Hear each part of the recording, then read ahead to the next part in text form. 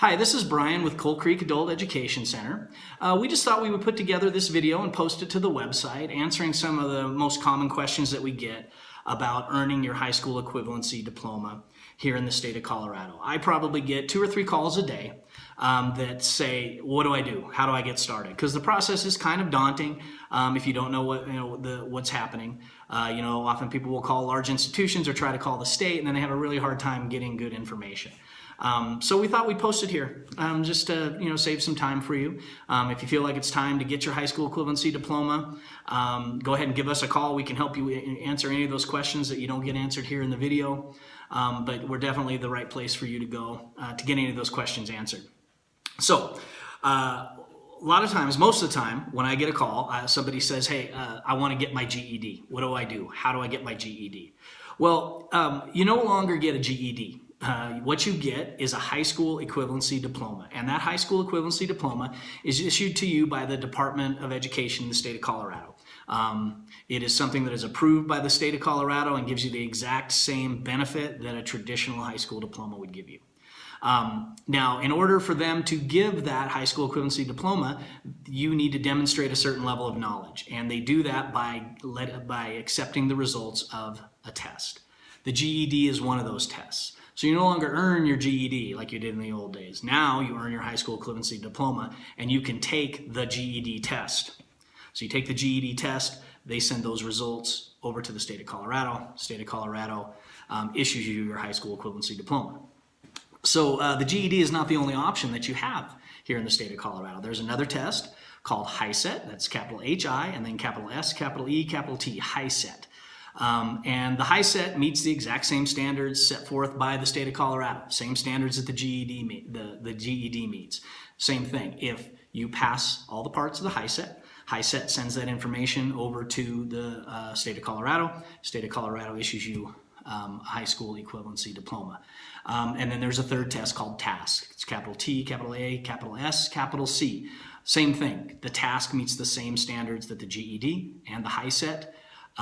And those are all standards that are issued by the state. Pass the task, they send it over to the state of Colorado. They issue a high school diploma, a high school equivalency diploma. Now, nowhere on that diploma does it say whether you took the GED, the HiSET, or the task. In the end, it doesn't matter. It's really a matter of what is a good fit for you. I often get the question too, which one's easier? Because of course, we want to take the easiest test. I go right back to that same conversation. They all meet the same standards. So the level of math that you need for the HiSET is the same as the level of math you need for the GED. Now, you might want to talk with an instructor and some other people who've taken the test to see which one was a little more friendly, so to speak. But in the end, you have to do the same amount of, you have to have the same knowledge. One thing that is a factor is the task and the HiSET are offered on paper and pencil. The GED may be going that direction, but we're not sure.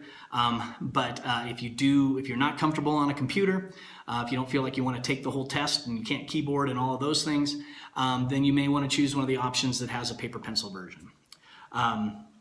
Also, there's location of testing centers. Some people don't want to drive very far, so they might find that a GED testing center is closer to where they are. Here at Coal Creek Adult Education Center, we offer the HiSET and the task. We offer it several times a month, and it's really an option for people who take classes here. If they're comfortable here, comfortable driving here, and want to do it here. We only offer it on the paper pencil version. We don't have a computer version, so we meet a few of those needs. But again, you don't have to take that test with us. You take it wherever you want, whatever's easiest to you. You do all that registration through the websites of those testing companies. We do have a link on our front page here that it's high school equivalency preparation or high school equivalency in Colorado. Click on that and it takes you straight over to the Department of Ed's website. It explains all the tests, explains the differences between the tests, explains the pricing differences. There's not a huge pricing difference. They're all about the same. But that's a way for you to be able to make a good decision about which test you want to take. Now, if you take our classes start every 7 weeks. They run 2 days per week. We have a morning and an evening option, and what our instructors do is they give you some of their own assessments, and our assessments are much more diagnostic.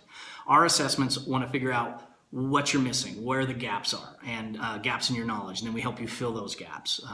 Sometimes you need to review fractions. Sometimes you need to remember how to organize a paragraph. Any of those types of things, we help you get there. We are in a group, our classes are in a group setting, but they're very individualized. And what that means is you may be working on one thing. You might be working on your social studies or your science test. The guy next to you may have already passed his social studies or science, and he's working on math. You got one person over on the other side of the room that's just trying to get their writing finished. And so forth like that. So you are in kind of a cohort setting, kind of a group setting, and sometimes there are things that everybody does together. But for the most part, everybody's moving forward, directed by the instructor, but kind of at their own pace, focusing on what aspect of the test they want to.